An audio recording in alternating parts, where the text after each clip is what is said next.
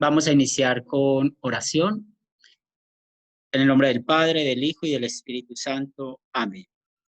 Padre Celestial, en esta tarde reconocemos nuestro pecado, reconocemos que te hemos ofendido de pensamientos, palabras y obras. Te damos mil gracias por darnos a Jesús, que es nuestro Señor y Salvador. Gracias por tu palabra que cada día nos lleva a Jesús, que el Espíritu Santo actúa dentro de nosotros. Padre de amor, queremos poner en tus manos en esta tarde a nuestro hermano Pastor Harold. Ayúdale, Señor, en estos momentos con su salud, para recuperarse. También queremos orar por los hermanos que se están conectando, si es tu voluntad que puedan estar en la clase. Igualmente, Señor, permite que podamos juntos seguir meditando más acerca de tu palabra. Gracias por darnos el techo, la comida, el vestido, y ponemos en tus manos cada una de nuestras necesidades materiales. Tú sabes cuáles son, y bendícenos conforme a tu voluntad. Esto lo pedimos en el nombre de Cristo Jesús. Amén. Muy bien. Entonces, hoy vamos a tener nuestra quinta lección de este estudio, la ley y el evangelio, y vamos a ver el tema del cuarto y quinto mandamiento. Recuerden que el propósito que tenemos con estas clases es, una vez más, ver cómo estudiamos la Biblia, interpretamos la Biblia, conociendo la ley y el evangelio, y si Dios permite, luego hacemos la práctica con el evangelio de Juan. Vamos a empezar con las preguntas de repaso que les había enviado, que les había compartido. La primera pregunta es: ¿cómo resumió Jesús la ley entera? ¿Quién desea participar?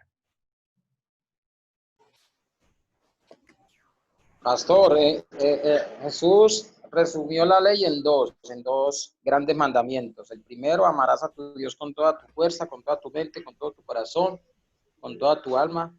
Y el segundo es similar, dijo el Señor, es similar, entonces amarás a tu prójimo como a ti mismo. En esos dos mandamientos resumió el Señor la ley. Qué bien, César. Andrés, ¿iba a participar? Muy bien, entonces. Sí, tengo una Sí, preguntita. claro que sí. Digamos, ese es el resumen, pero en sí general el primer mandamiento es: no tendrás dioses delante de mí, ¿sí? Creo que es. Sí, Entonces, realmente uno que debe decir que el primer mandamiento es el de no tendrás dioses, o el resumen, porque hay muchas personas que hablan de, uno les pregunta cuál es el primer mandamiento, entonces dicen: amarás al Señor tu Dios con todo tu corazón. ¿Ese se debe decir o se debe decir tal cual como está Éxodo? pues cuando hablamos de los mandamientos específicamente, hay que ir a Éxodo, ¿cierto? No tendrás dioses ajenos delante de mí. Acá estamos viendo cómo se resume la ley, ¿cierto? O sea, cómo se resumen esos 10 mandamientos. Y Jesús lo resumió acá en Mateo 22, del 34 al 40, ¿sí? Entonces, el primer mandamiento es este. ¿Es cuál? No tendrás dioses ajenos delante de mí. Ok, Hasta ahí, así es como hay que contestar. ok. Y el resumen de los mandamientos, pues ya lo sabemos, como escuchamos de Mateo 22, los versículos 34 al 40. El amor, ¿cierto? Y recuerden que acá está hablando la palabra amor, el amor ágape.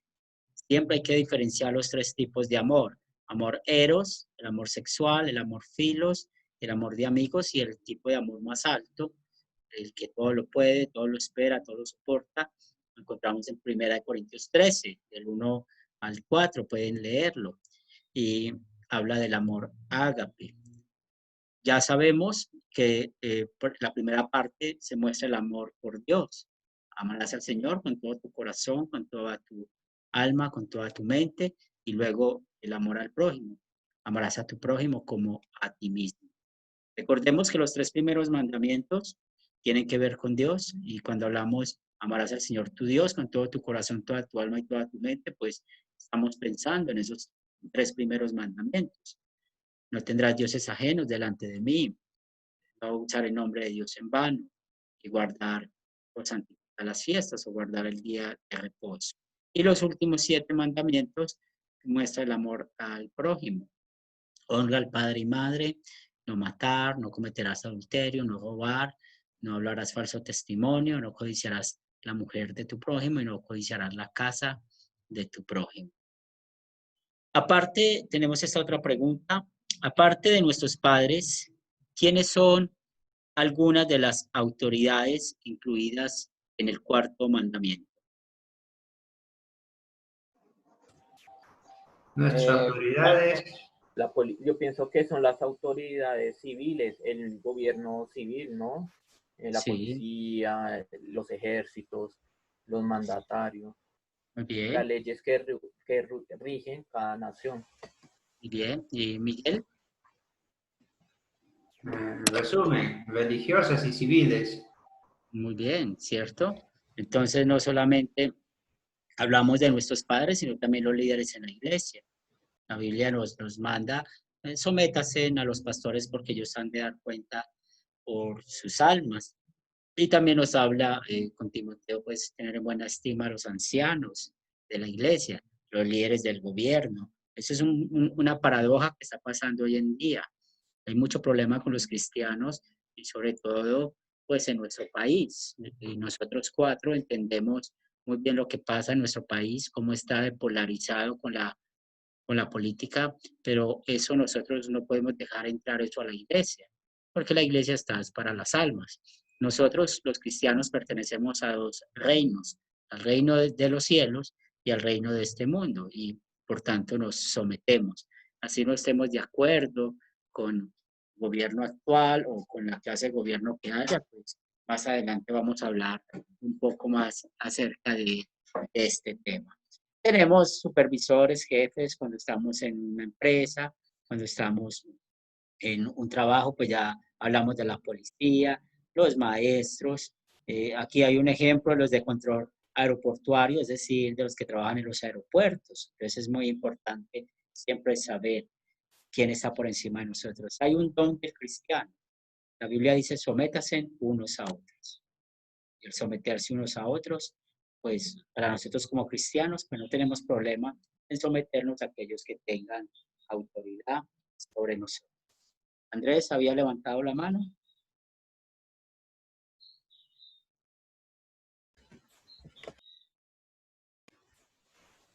Sí, yo Aquí. tengo una pregunta.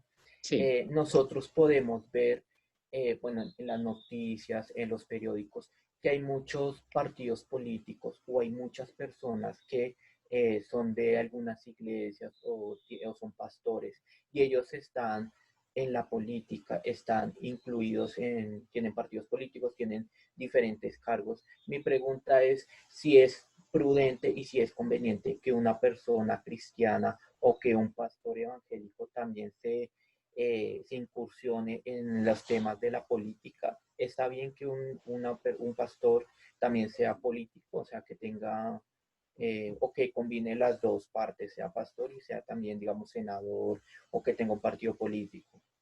sí, es un error que están cayendo muchos pastores y muchas iglesias. ¿Por qué? Porque es que la iglesia está para las almas, el pastor está para trabajar por las almas, el gobierno pues está la política, para eso hay personas que se meten en esto. Y desafortunadamente muchos pastores hoy en día han caído en ese error de tratar de mezclar las dos cosas. Y recordemos cómo Jesús nos enseñó la diferencia entre el gobierno y la iglesia. Dar al César lo que es del César y a Dios lo que es de Dios. ¿Sí? Eso no lo podemos olvidar. Entonces, no podemos mezclar estas dos cosas. Va a ser imposible. Y ustedes saben que para hacer política hay que hacer cosas que no están de acuerdo con Dios, como por ejemplo las mentiras o otras cosas que se presentan allá, ¿cierto? Entonces, a mí me da mucha tristeza ver a pastores metidos en esto, me da mucha tristeza que han querido montar candidatos. Ustedes saben que creo que se llama Colombia Justa o algo así, es hecho por pastores para tener sus candidatos, pero realmente eso le da a uno mucha tristeza. Por las elecciones, nosotros, o sea, realmente nosotros a la gente, lo único que tenemos que animarles es a que voten, voten libremente, a conciencia, pero nosotros no prestamos los púlpitos, ni los templos, ni tampoco prestamos nuestra gente para que voten por un candidato o voten por el otro. ¿Quién hasta ahí? Pastor, yo le hago otra pregunta relacionada. Resulta que, bueno, cuando usted habla de pastores, ahí también está involucrando cualquier, es decir, el hecho, un ejemplo, las ovejas, porque las Sí, ovejas no son pastores. Nosotros como cristianos que no tenemos un sí, ministerio así público, sí podríamos ejercer sí, un puesto público o político como alcalde, gobernador, de hecho, hasta presidente. pues es que cuando hablamos de eso es de cada quien. Yo le voy a dar mi respuesta, ¿cierto? Le voy a dar mi Sí, respuesta. Un cristiano no debería meterse en esas cosas. ¿Por qué? Porque otra vez, uno conoce cómo es la política no es transparente, la política está llena de mentiras, la política está llena, ustedes saben de qué. Y un cristiano, por mucho que quiera hacer las cosas correctas, no lo va a poder hacer. Ustedes saben que hay una maquinaria monopolizada por el pecado, por el diablo, y es muy difícil. Entonces, cuando un cristiano se empieza a meter en eso, ¿qué va pasando también? Empieza a descuidar las cosas de Dios. ¿Por qué? Porque ya no va a poder estudiar la Biblia, ¿cierto? No va a tener el tiempo suficiente de estudiar la Biblia. Va a ser un ausente más en la iglesia, porque cuando esta gente se mete en estos puestos de política, ustedes saben que son horarios interminables, ¿sí? Reuniones interminables. Entonces, aquí en la iglesia hay hermanos que les gusta hacer política, pero uno como pastor siempre está detrás de ellos, mire, congrégate, mira, hay que estudiar la Biblia.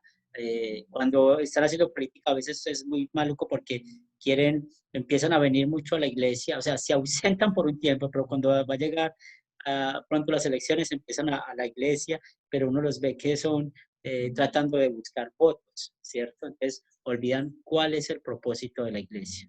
Y recuerden, el propósito de la iglesia son las almas, son las almas. La iglesia existe para eso. Entonces yo le doy siempre el consejo a los cristianos, no se metan en política, ¿sí? Porque eso es un tema muy difícil y pierde uno muchos valores de cristiano y dice la Biblia que el que se sienta a estar firme, cuidado que no caiga. Y ustedes saben que a esos puestos va gente muy preparada, gente muy estudiada y están en la corrupción, están en todo eso. Bien, César. claro, pastor, sí, señor, yo le Sí. entiendo y la verdad es que sí, yo pienso que el cristiano puede aportar aportar, pero no desde adentro directamente. Nosotros sí podemos aportar en ayuda espiritual, Sí. ustedes en ganar las almas y a orar por el pueblo y por los presidentes y No, por las autoridades. y eso se vuelve un problema. Por ejemplo, usted, usted va a hacer política, le pongo ese ejemplo. Usted se va por un partido y lógicamente te vas a conseguir enemigos. Y después, ¿cómo vas a hablar de Dios? Si ya tienes enemigos y la idea de esto es no tener enemigos, ¿cierto? Y nosotros tenemos que ser muy conscientes, tener un juicio cristiano muy claro lo que pasa en este mundo y sobre todo pues en nuestro país. Bien, entonces nosotros hemos tenido problemas y no me da pena decirlo, hay que contarlo porque, por ejemplo, las elecciones pasadas nos tocó hablar con unos hermanos en la fe porque el uno defendiendo a uno, el otro defendiendo al otro y públicamente en el Facebook y se decían de todo, eso hubo que hablar con ellos y eso se estaba viendo un malestar muchas veces hasta dentro de la congregación. Entonces, a Pastor Tony y a mí, que somos los que estamos acá en Medellín, puedo decirles, sí, cuidado, no se metan con eso. ¿Bien hasta ahí? Muy bien. Vamos a hablar del quinto mandamiento. ¿Qué protege Dios en el quinto mandamiento? Buenas tardes, Erika. Bienvenida. Pastor, buenas tardes, muchas gracias. Y te pido disculpas que no grabé la clase pasada, pero si de pronto quieres ponerte al día, me avisas y nos organizamos en un tiempito para que la tengas. ¿Bien? Muchas gracias, le agradezco mucho. Sí, Andrés me dijo y cuando caí en cuenta grabar la clase, pues ya llevamos mucho rato. Entonces te pido disculpas por eso. Muchas gracias, no se preocupe. Andrés también me ha puesto al tanto en algunas cositas de la clase también. Muy bien. Entonces, ¿qué protege Dios en el quinto mandamiento? La vida, pastor. Bien, entonces nuestras vidas, el beneficio o el bienestar físico. Y por eso acá en el quinto mandamiento hay unos temas muy amplios y que son muy claros, o temas a veces tan complicados como la eutanasia, ¿sí? Son temas muy difíciles, pero como cristianos siempre estamos en contra de la eutanasia, siempre estamos en contra del aborto, siempre estamos en contra de métodos que no preserven la vida. Por ejemplo, cuando las personas tienen cáncer o estas enfermedades terminales, ustedes saben que los médicos o a veces la medicina dice hay que darle mejor ese tratamiento para que su vida vaya disminuyendo o no alargar la vida.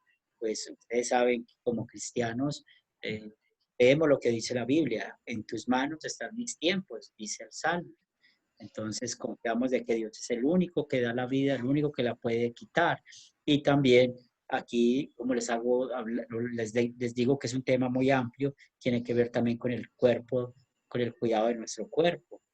Y cuando hablamos del cuidado de nuestro cuerpo, pues también hablamos de lo que comemos, de lo que bebemos o de las prácticas que hayan pues con el cuerpo y muchas otras cosas más que podemos ver. Ese mandamiento es muy amplio también. Y no solamente es de acciones, también recuerden que pecamos de pensamiento, ¿cierto? Entonces, cuando hemos pensado o deseado la muerte de una persona o aún pensado o deseado la muerte misma. Muy bien. Si no hay preguntas o comentarios, vamos a esa pregunta. ¿Cómo actuamos bajo autoridades malignas y corruptas?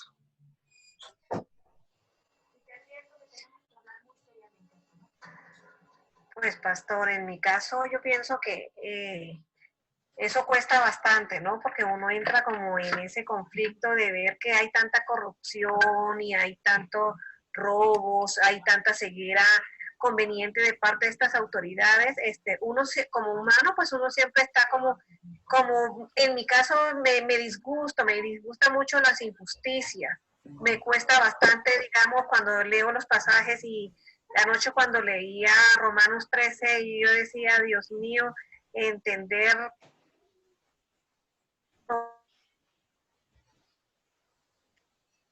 y a esa autoridad cuesta bastante, porque pues realmente somos humanos y nos duele todo lo que pasa alrededor, todas esas injusticias.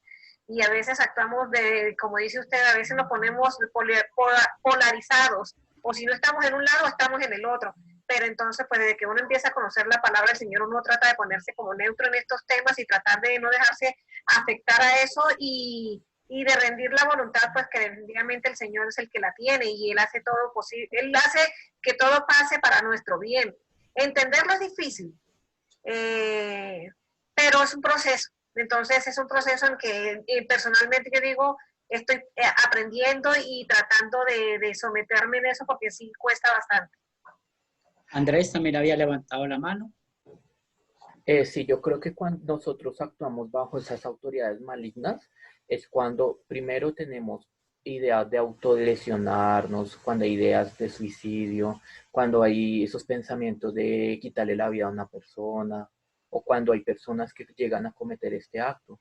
Entonces, el pensamiento siempre, el demonio siempre actúa en el pensamiento y la persona o piensa o hace o siente cosas que quieren es atentar con la vida o atentar contra el cuerpo. Sí, muy bien. ¿Alguien más iba a participar? Pastor, Sí, César. bueno, ahorita en esta pandemia que estamos viviendo, la humanidad, se escuchan ciertas posiciones y de la iglesia. Por ejemplo, con relación a este versículo 1 de Romanos 13, sométase toda persona a las autoridades superiores, ¿cierto? Porque pues los gobiernos han sacado sus leyes y han dicho que las iglesias se deben cerrar, que no deben permanecer abiertas, que no deben hacer cultos y que todo el mundo debe estar en casa, pero entonces alguna iglesia o ciertas iglesias dicen que eso no es la voluntad de Dios, que porque vamos a cerrar iglesias. que si el Señor mandó predicar a todo tiempo, en todo tiempo. Entonces, ahí, pastor, qué es lo que nos quiere decir la Biblia en este tiempo? ¿Cómo hacer para no agradar pues a Dios primeramente y teniendo en cuenta que las autoridades dicen no abran las iglesias? Sí, y muy bien ese punto, pero el gobierno no está diciendo pues, de que no prediquemos la palabra, o el gobierno no está diciendo no estudien la Biblia, el gobierno no está diciendo no usen las redes sociales, pues aplicándolo al caso de hoy. Lo único que dice el gobierno es que no es solamente las iglesias, usted sabe que es todo lugar donde hay aglomeración de personas, ¿cierto? Entonces los cristianos malinterpretan mal eso, porque el gobierno lo que está haciendo es tratando de cuidar nuestra vida. Pues sabemos también en el contexto que no solamente no es nuestro país, sino todos los países del mundo no estaban preparados para esta pandemia. En el caso de nosotros de Colombia, pues sabemos todo lo que hay con la corrupción y sobre todo de la salud, ¿cierto? Entonces, las iglesias que están diciendo esto están pecando contra el cuarto mandamiento, porque sencillamente el gobierno no está prohibiendo que expresemos nuestra fe, ¿sí? Y ustedes pueden ver cómo las redes sociales, muchas iglesias están haciendo actividades, también ustedes pueden ver cómo por el WhatsApp o los otros medios de comunicación está pues trabajando. Uno de nuestros pastores dice unas palabras que me gustan mucho. Cerraron los templos, pero la iglesia está viva. Y recuerden que la iglesia somos nosotros los creyentes y dónde estamos. Entonces hay que enseñar a esas iglesias, a estos pastores que hay que someternos en este caso. Si el gobierno dijera, no se puede leer la Biblia, no pueden expresar su fe, no pueden, así como pasa por ejemplo en Cuba, eh, países como Cuba, allá no se puede expresar la fe cristiana. Y lo sé por experiencia personal y también por pastores que cuentan todo, porque tenemos iglesia en Cuba y todo es un misterio allá. Miguel. No, solo decirle que si no nos sometemos a las autoridades, mucho menos no nos vamos a someter pues a Dios. Muy bien, sí. Y es un don del cristiano. Para eso también recuerden la historia bíblica que vieron en el video, en 1 Samuel capítulo 24, cuando con David y Saúl. Mire que Saúl era un rey injusto, un rey que no quería a su pueblo y especialmente con David. Pero ¿qué hizo David? ¿Cierto? David actuó con amor y con respeto y es lo que nosotros necesitamos hacer. Vamos a ir a la práctica para entender bien este tema. Y no estamos hablando de partidos políticos ni nada de eso. Personalmente no sigo ningún partido político por lo mismo, porque acuérdense que nosotros como cristianos estamos es para llevar el mensaje de salvación. Entonces, nosotros, el gobierno que esté, si estamos de acuerdo o no estamos de acuerdo con sus políticas, es el gobierno que Dios puso. Recuerde, por eso dice, toda institución ha sido puesta por Dios. Y puede ser un gobierno dictador, como el del país hermano de Venezuela, que es muy difícil la situación allá. Cada vez es más duro vivir allá. Hace una hora terminé la clase con los hermanos allá y cada día uno escucha cosas más difíciles, ¿cierto? Pero, ¿qué hay que hacer como iglesia? ¿Qué hay que hacer como cristianos? Pues actuar en amor y con respeto. Acá con respeto, por ejemplo, nosotros tenemos libertad de hacer protestas, pero ustedes saben qué pasa con las protestas en nuestro país. A veces es un peligro para uno mismo. Yo personalmente no participo en ninguna protesta porque uno siempre ve que todo termina igual, en peleas, en disturbios, y realmente uno no es que esté muy metido pues en eso o no tenga la experiencia con eso. Nos metemos y otra vez, cuando no estamos de acuerdo en algo, pues hacemos este punto, negarnos a actuar en contra de la voluntad de Dios. Ustedes saben, Colombia está a favor del aborto, ¿cierto? Y eso está en la Constitución, y los senadores y los padres de la patria, como decimos, están a favor del aborto, pero como cristianos no nos sometemos. Pero si ustedes estudian bien, pues damos gracias a Dios que hay objeción de conciencias y todas estas cosas. Entonces, podemos nosotros orar, como iglesia oramos, ¿sí? Oramos para que el gobierno entienda qué es el aborto y ojalá ya digan que no, o el mismo tema de la eutanasia. También nosotros podemos usar los medios legales establecidos para influenciar a los líderes prácticos acá en Colombia, ¿cierto? Ustedes saben que tenemos la tutela, la elección. Si nosotros en nuestra elección o cuando están en elecciones no votamos conscientemente, pues va a pasar lo mismo. Y yo soy testigo, ustedes son testigos, y tal vez pueden contar muchas historias cuando hay personas, aún cristianos, que venden sus votos, ¿sí? Y no, nosotros tenemos mecanismos, ya sabemos cuáles son. Como les puedo decir, nosotros tuvimos un problema con el templo acá en Medellín, un problema de impuestos, un problema muy serio, y vamos a perder el templo. Y la alcaldía nos llamó, venga, ustedes vamos a entrar a un cobro jurídico por el templo, pero nosotros teníamos, nos tocó conseguir un abogado. Y el abogado, pues, ¿qué hizo este abogado? Puso los medios, o Dios lo usó a él para poder estar nosotros establecer un diálogo con la alcaldía, y hoy en día estamos libres de ese problema, ¿sí? Entonces vea que las cosas sí están. Ahora, cuando nos negamos a obedecer a los que tienen autoridad sobre nosotros, ¿cuándo? Ya hemos hablado de eso. Y en Hechos de los Apóstoles, en el capítulo 5, el versículo 29, sabemos lo que dice. Vamos a obedecer a Dios y no a los hombres, ¿cierto? Es cuando hay leyes que van en contra de la voluntad de Dios. Y vamos otra vez al ejemplo práctico. Si el gobierno dice, prohibido la religión cristiana, únicamente es valedera la Iglesia Católica Romana, pongo este ejemplo, que lo pueden hacer, pues nosotros no nos vamos a someter a esto. Y lo más posible nos puede costar la vida o la cárcel o multas, pero ¿por qué vamos a pertenecer a una iglesia que sabemos que no enseñan la doctrina bíblica? ¿Sí? Y acá entra el tema del aborto, de la eutanasia, de la homosexualidad. Mucho cuidado con eso. O sea, hay pastores o iglesias que están a favor de la homosexualidad. No es lo que dice la iglesia, es lo que dice la Biblia frente a eso, ¿sí? Y hay que ayudar a las personas que tienen todas estas dificultades. Como luteranos, a veces, ¿qué pasa? Que hay iglesias luteranas liberales, como ustedes saben, y aceptan ciertas prácticas, pero va en contra de la Biblia. Y en el caso de nuestra iglesia, no. Pero hablando de la homosexualidad es un pecado, igual que la mentira, que el robar, que el matar, que el mentir. ¿Y hay perdón de ese pecado? Sí hay perdón de ese pecado, ¿sí? Entonces nosotros nunca vamos a estar en protestas contra los homosexuales, no. Si hay oportunidad de predicarle a un homosexual, hay que predicarle, porque es ganarlo para el reino de los cielos.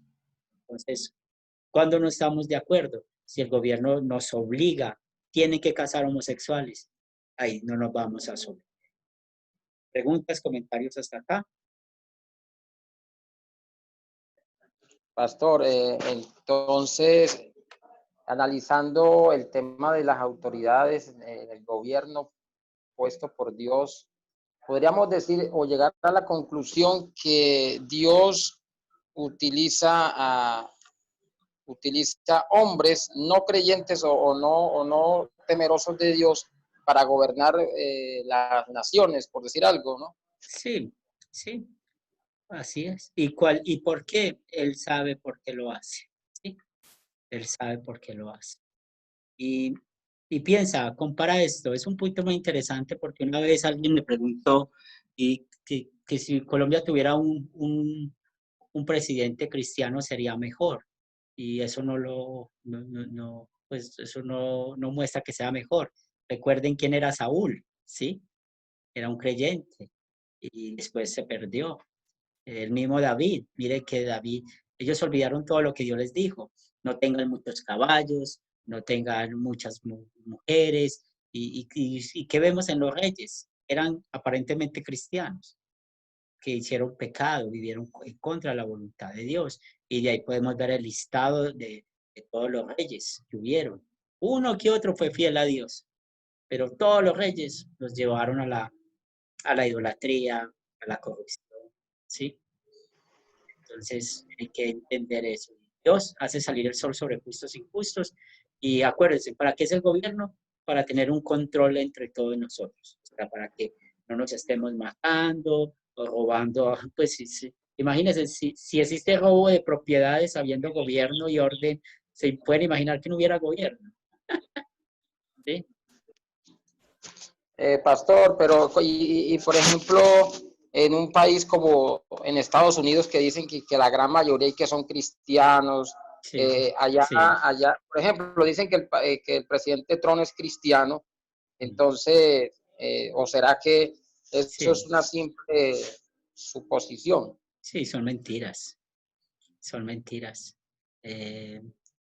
Y ustedes saben que un presidente es como le convenga, ¿sí?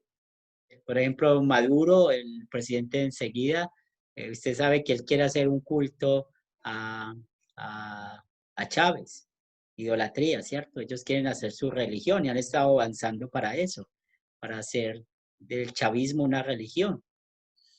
Y, y los pastores les dan las manos a Maduro y Maduro dice que él es cristiano. ¿Sí? Maduro también dice que es cristiano. O vean la posesión del presidente de acá, va donde los indígenas, adorar los dioses de los indígenas, luego están con un sacerdote dándose en la mano en misa, y luego están con un pastor. Es lo mismo que pasa en todos los gobiernos. Entonces, yo personalmente no conozco ningún presidente que sea cristiano, que practique la, la religión cristiana, y tampoco conozco un gobierno, un país que sea cristiano. ¿Sí? Colombia no es un país cristiano, ¿sí? Para que digamos que sea un país cristiano es que haya una misma fe entre todo el país. No, no la hay y creo que nunca la podrá haber. Muy bien. Entonces, cuando estamos estudiando el cuarto mandamiento, ya aprendimos quiénes son nuestras autoridades. Y basado siempre en los méritos de Cristo, y nosotros siempre vamos a obedecer a estas personas que están por encima de nosotros. Y puede ser hacer algo tan sencillo como lavar los trastes en la casa, como limpiar en la casa, pues es una muestra del amor a nuestros autoridades, ¿cierto? Y es muy importante también recordar, cuando estudiamos el quinto mandamiento, siempre la manera que mostramos de amar al prójimo, cuidando sus vidas y también cuidándonos de no hacer comportamientos que dañen, que lastimen la vida del otro. Pero nosotros hemos pecado contra el cuarto y quinto mandamiento. Por ejemplo, lo que Erika nos decía ahora, que para ella es difícil. Yo sé que no es solamente para ella, para todos nosotros. Es difícil porque pues no podemos tapar el sol con la mano. Y acá en Colombia lo que vivimos, lo que vemos, no vamos a juzgar otros países, juzgamos el nuestro, donde estamos, y vemos todo lo que pasa pues con la política. Y a veces pecamos contra el gobierno, a veces pecamos contra los que tienen autoridad nuestra, y también hemos pecado contra el mandamiento. Pero gracias a Dios tenemos perdón ¿en quién? En Jesús. Quien sí cumplió el cuarto mandamiento perfectamente por nosotros. Y recuerden cuando le preguntaron a él, ¿y de quién es esta moneda? Y él dijo, dar al César lo que es del César y a Dios lo que es de Dios. Y él demostró cómo se sometió a las autoridades cuando hubo en el juicio. Mire que Jesús fue juzgado por autoridades civiles y él se sometió. La Biblia dice que guardó silencio, lo hizo como nuestro sustituto. Cada vez que Jesús hizo un milagro, pues mostró o curó a alguien que estaba enfermo, mostró que estaba interesado en el bienestar de esa persona. En su muerte y en su resurrección encontramos el perdón de nuestros pecados. Ahora, vamos a hablar de la pena de muerte. La pena de muerte es un buen tema para hablar en esta clase porque combina los dos mandamientos, el cuarto y el quinto mandamiento. Yo les pregunto a ustedes, ¿está mal que un gobierno practique la pena de muerte? ¿Qué opinan?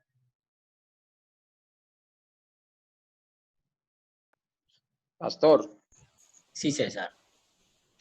pues como decimos que las autoridades son puestas por Dios, en ese caso los gobiernos son autónomos, ¿cierto? En ellos mismos decidir qué tipo de gobierno o van a establecer o leyes. Entonces, yo pienso que en ese caso, dándole, o sea, reconociendo que toda autoridad es puesta por Dios, si los gobiernos o si una nación a través de sus gobernantes deciden establecer una pena de muerte por cualquier crimen o delito cometido por un ciudadano, pues en ese caso no vendría siendo un pecado, o uno no lo vería como pecado, sino como una ley puesta por la nación que, digamos, puede ser legal, digamos, en ese sentido puede ser legal delante de Dios, es lo que yo opino. Muy bien. ¿Alguien más?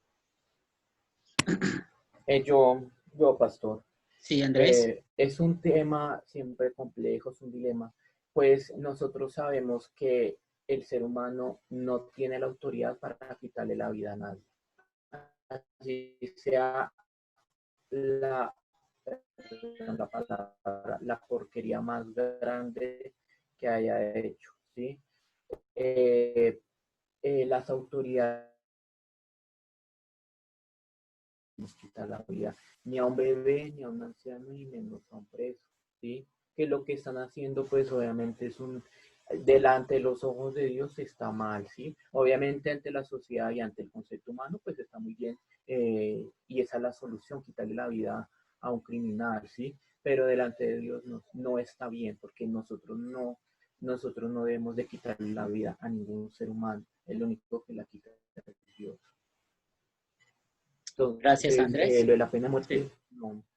o sea, en la parte humana uno la puede ver y sí, hoy, claro que mataron a toda esa gente por el mal, pero lo que dice la Biblia, no matar es matar, y inclusive esas personas malas, no, el que le quita la vida es Dios, y el que va a hacer justicia y el que hace justicia es Dios, no es un... Gracias, Andrés. ¿Alguien más? Pastor, pues entra uno como en esa controversia, ¿no?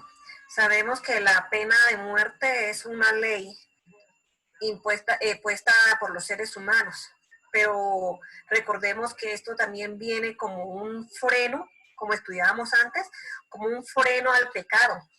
Realmente, si miramos también el Antiguo Testamento, pues muchos pueblos perecieron a causa de su maldad, a muerte de espada, a muerte de hambre, todo lo que pasaba. Incluso eran designios del mismo Dios mandándole al pueblo de Israel para que exterminaran estos pueblos.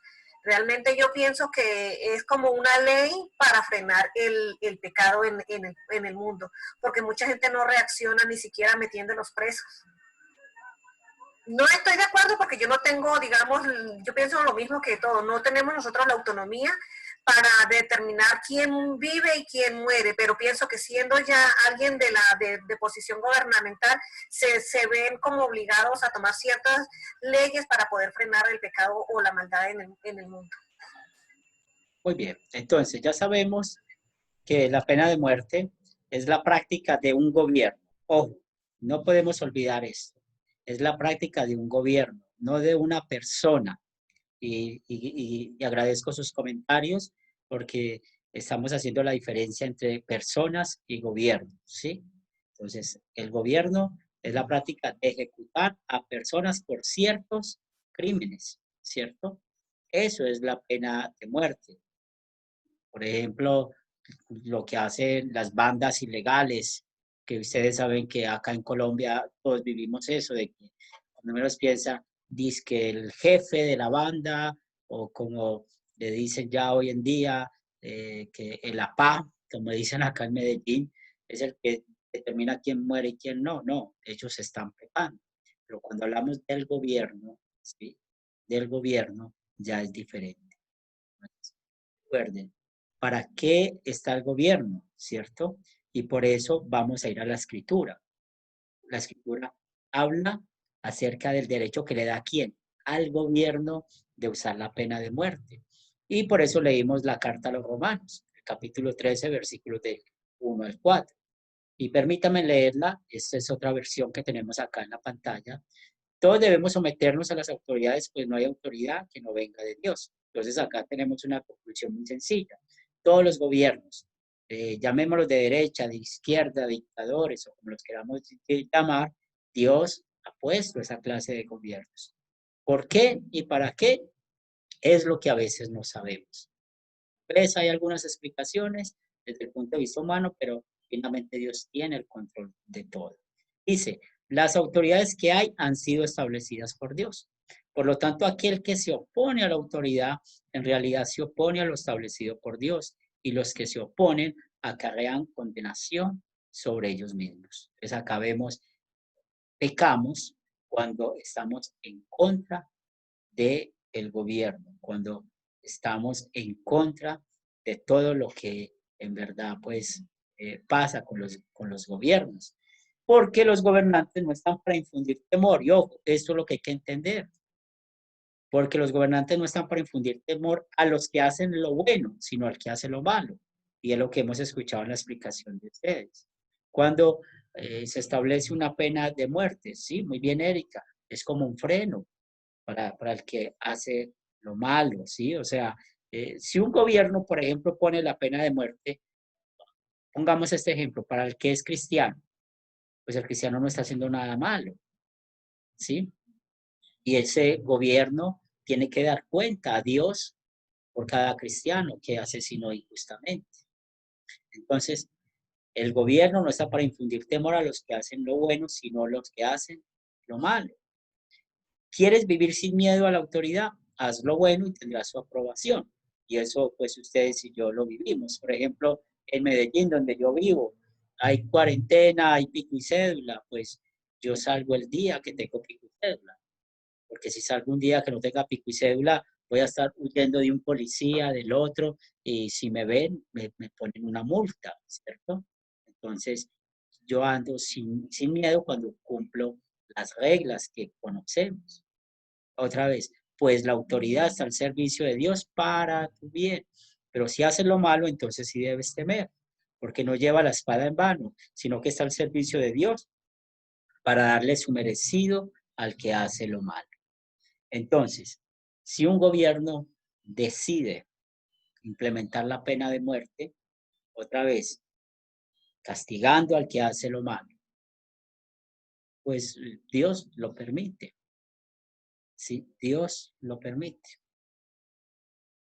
Y otra vez, y perdonen que esté haciendo tanta insistencia en esto, si el gobierno hace algo injustamente o asesina a alguien injustamente, a Dios le tiene que dar cuentas. ¿Bien? Ahora, ¿tiene que usar la pena de muerte un gobierno? Pues no está obligado a hacerlo. ¿Sí? Por ejemplo, en Colombia. Pues para mí, aquí sí existe la pena de muerte. Cuando bombardean los guerrilleros, esos campos guerrilleros, eso es pena de muerte para ellos, ¿cierto? Colombia dice que, porque Colombia es un país muy moralista, los gobernantes son muy moralistas.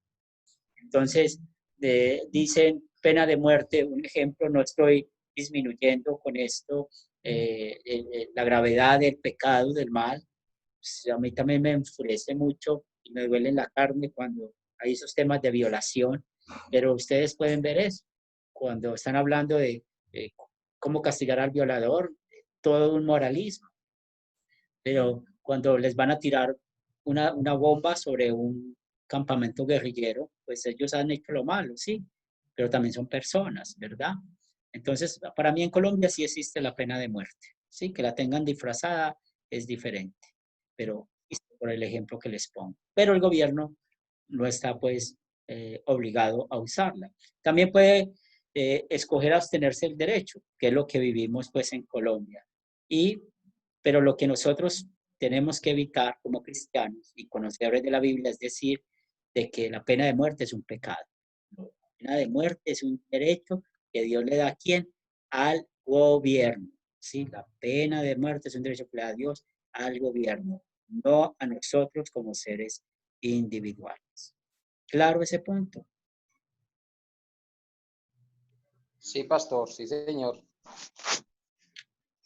Ahora, ¿cuáles son algunos de los beneficios de la pena de muerte? Ya Erika habló un poquito de eso, ¿sí? Detienen al criminal de seguir con su comportamiento malvado. Pongamos el ejemplo, o sea, piensen en esos violadores en serie, ¿sí? Esos violadores en serie, uno, el otro, pues es algo que en verdad hay que cambiar. También Erika lo explicó, sirve como freno para otros. No, yo no lo voy a hacer, entonces son uno de los beneficios. ¿Bajo cuáles circunstancias podría un gobierno elegir no usar la pena de muerte? Por ejemplo, el sistema judicial que no es confiable. Aquí en Colombia no funcionaría, o sea, si lo pusieran legalmente, no funcionaría, ¿cierto? Porque sabemos la corrupción que hay y todo eso, pero cuando un sistema judicial no es confiable, es muy peligroso poner la pena de muerte porque van a cometer muchas injusticias, pero ¿a quién le van a dar cuenta de esas injusticias? Es a Dios. ¿Preguntas, comentarios con el cuarto y quinto mandamiento?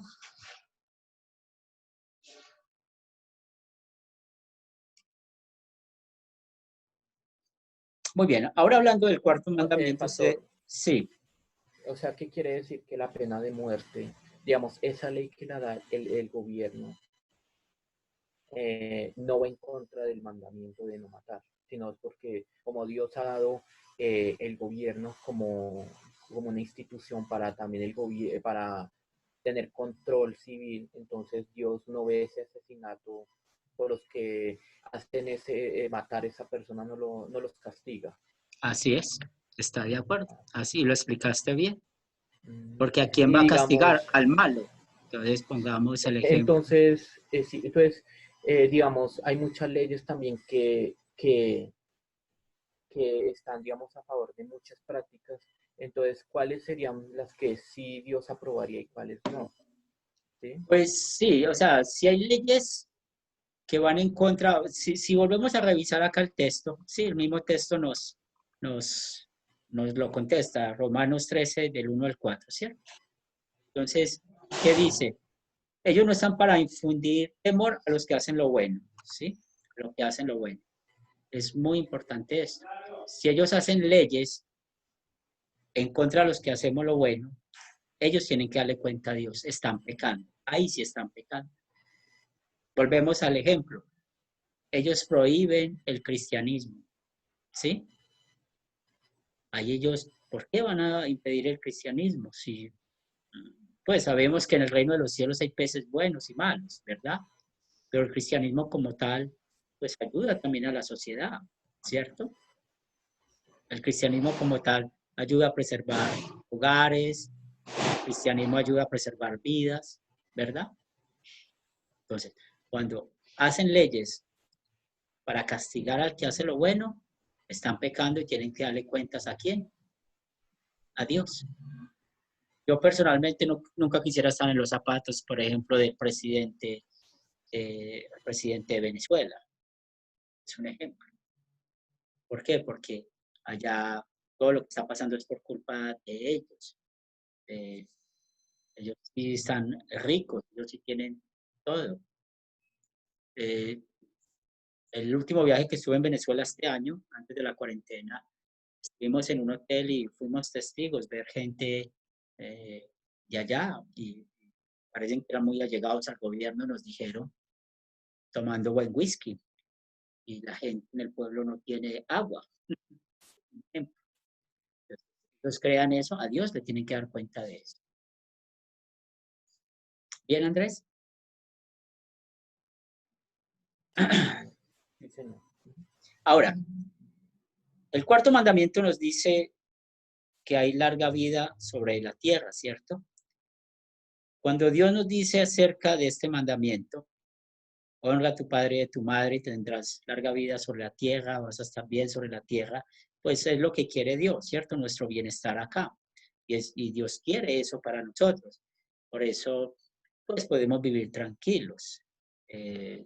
No huimos a las autoridades porque no le hemos robado a nadie, este ejemplo.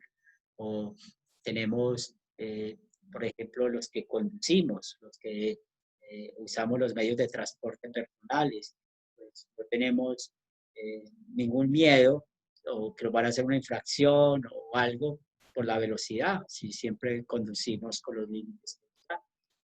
Entonces, ¿quiénes son los que tienen problemas? Por ejemplo, piensa los que están en la cárcel. Muchos porque están en la cárcel por desobedecer a sus padres, por desobedecer al gobierno. Entonces, Dios con este mandamiento quiere el bienestar, ¿cierto? Y Dios cumple esta promesa de una manera natural. Ya se los dije, si seguimos el consejo de los padres. Como papás, siempre le decimos a los hijos, mira, no vayas por esta calle, mira, no hagas esto, mira, cuídate así, cuídate así, ¿verdad? Entonces, si seguimos los consejos de los padres, pues claro, hay bendiciones. También al maestro. Y pues claro, pensemos al maestro de la escuela o del colegio, que está enseñando la palabra, que está enseñando allá las cosas de este mundo. Si obedecemos, no vamos a tener ningún problema. Y ya les hablé acerca de las leyes de tránsito. Entonces, siempre cuando estamos bajo el orden, lógicamente nunca vamos a tener problemas. ¿Cuándo tenemos problemas? Cuando nos salimos. Pongo el ejemplo, no sé si ustedes han visto acá en Medellín todo lo que ha pasado en esta cuarentena. Aquí los fines de semana está cerrada la ciudad, supuestamente, pero hay en ciertos lugares donde hay fiestas. Pues claro, termina todo en peleas porque incumplen la norma, llega la policía, empiezan a pelear y todo lo que sabemos. Pero uno está tranquilo en su casa, tal vez tiene las mismas necesidades de otros, pero finalmente la policía no va a venir aquí a tocarme la puerta a mí y decirme, usted está haciendo esto, si yo no estoy haciendo bulla o estoy haciendo pues, algo que va en contra de la ley. Entonces, esa es la promesa que está unida. Pero ojo con esa pregunta, quiero escuchar sus respuestas. ¿En algún momento puedo exigir que Dios me dé una vida larga y próspera en la tierra porque yo obedezco a los que tienen autoridad sobre mí? ¿Qué opinan? No, yo no le puedo exigir nada a Dios porque me porte bien, porque no es por obras. Excelente, excelente. Entonces, no podemos exigir nada. Recordemos lo que nos enseña Isaías 64:4. ¿Cómo son nuestras obras? Son trapos de inmundicia. Entonces, Dios nos bendice por su amor, por su misericordia. Siempre piensen, si hay algunos que reciben más bendición en esta vida, en este mundo que otros, es porque Dios sabe que es lo mejor. Sí, Pero de algo igual, sí estamos seguros. Él nos da a nosotros lo que necesitamos. Sí, ¿quién iba a igual esto participar? sí, yo, pastor, es una promesa y Dios, Él no se retracta. Si Él lo dice, Él lo va a cumplir y lo cumple. O sea, Él no es como nosotros que se hace una promesa y se incumple, ¿no? Si Él dice que va a dar vida, es porque lo va a hacer. O sea, Él, si me hago Sí, entender, Él no sí, es por una su promesa, misericordia. es por su palabra y su palabra eso es firme y punto. O sea, Él sí no cambia, Él no es invariable como nosotros. Sí, así es. Y otra vez, no lo exigimos, viene y da. Muy bien eso, Andrés. Cuando estamos hablando del quinto mandamiento, es también muy importante entender bien más del pecado. Miren lo que nos dice nuestro Señor Jesucristo. Ustedes han oído que se dijo a los antiguos, no matarás, y cualquiera que mate será culpable de juicio. Pero yo les digo que cualquiera que se enoje contra su hermano será culpable de juicio. Y cualquiera que a su hermano le diga necio será culpable ante el concilio. Y cualquiera que le diga fatuo te harás puesto al fuego del infierno. Entonces acá vemos una aplicación más. No solamente el quinto mandamiento se peca matando, sino también el enojo es un pecado contra el quinto mandamiento. Aquel que desprecia Y aquí cuando habla del hermano, está hablando del hermano en la fe, ¿cierto? Realmente en el griego no hay traducción para esa palabra, ruach, ¿sí? Que aparece literalmente en esta palabra que dicen fatuo, así lo traducen acá, pero es como cuando decimos a un hermano, uch, eche para allá, eso es como decirle necio, ¿sí? Hay que tener cuidado con eso. Entonces nosotros, cuando estamos pensando en el quinto mandamiento, pues no es solamente el asesinar, sino cosas que van en contra de la vida del otro. El enojo, la ira, las peleas, las divisiones, las palabras feas, todo eso entra dentro de este mandamiento. Mira un ejemplo de Proverbios 13, 30, 17, perdón, aplicación del cuarto mandamiento.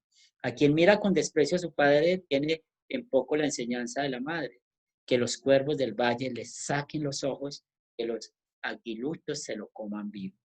Eso es muy fuerte, ¿cierto? Pero recuerden, la paga del pecado es muerte. Todo pecado tiene su consecuencia. Yo creo que ustedes no conocen a alguien que trate mal a sus padres y viva tranquilamente, ¿no? Todos los que traten mal a los padres tienen muchos problemas por ello. Conozco casos de personas que se les roban la pensión a los padres. Los padres son pensionados y yo le cuido, yo le administro la pensión y los meten por allá en un asilo, no les llevan nada, los descuidan, mueren en la soledad. ¿Y qué pasa después de eso? Viene la ruina total. ¿O cuántos están en la cárcel por no obedecer los padres? O aún han muerto en una edad joven. Y lo más triste no es morir en una edad joven, estar en el infierno, ¿sí? Por no tener fe en Jesús y por su vida nunca demostró ser un creyente. Entonces vemos que todo pecado trae su consecuencia. Dios toma en serio el pecado. Nosotros no podemos tomar los pecados o hablar del pecado a la ligereza. Por eso necesitamos examinar nuestros corazones.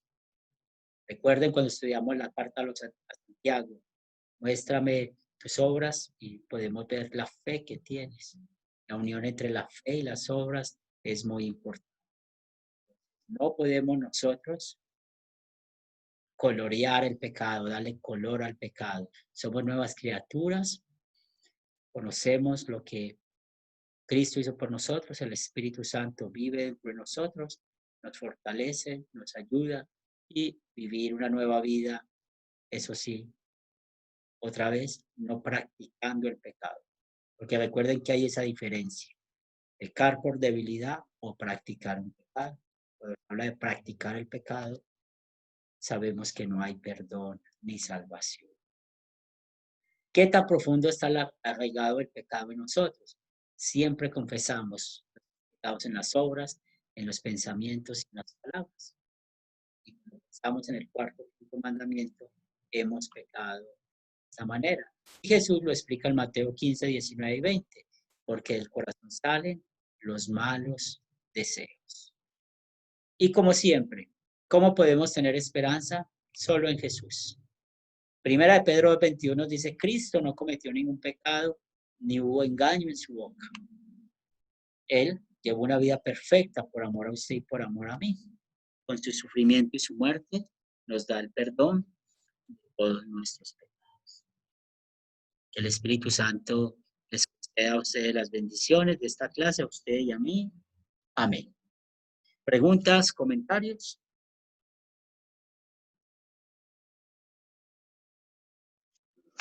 No, pastor, muy bien, muy bien. Agradecerle a Dios primeramente y a usted por darnos esta clase tan especial, muy, muy interesante. La verdad que sí. La gloria sea para Dios. Vamos a terminar con oración. Señor de los cielos, gracias te damos por enseñarnos de tu palabra, por enseñarnos el cuarto, quinto mandamiento. Permite que los podamos usar como una guía para nuestras vidas. Permite, Señor, que cada día mostremos que estamos unidos a tu palabra, y permite que podamos enseñar a otros este mensaje de salvación. Lo pedimos en el nombre de Cristo Jesús. Amén. Muy bien, vamos a despedirnos. Erika, ¿puedes despedirte?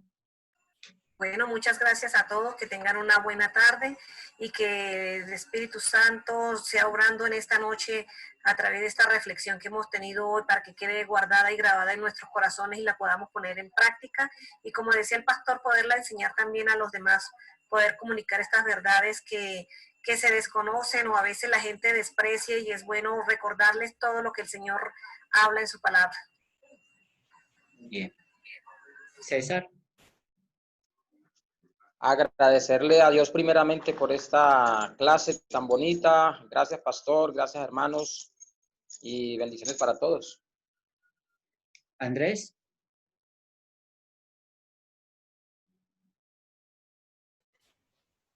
Muchas gracias, Pastor Henry. Hermanos, Dios los bendiga, Dios los guarde. Gracias por compartir este momento. La enseñanza de mucha importancia y aprendí mucho. Dios los bendiga. Miguel. Gracias, pastor. Gracias, hermanos. Nos vemos a la próxima. Chao. Dios les bendiga. Gracias por su tiempo. Seguimos en contacto. Bendiciones.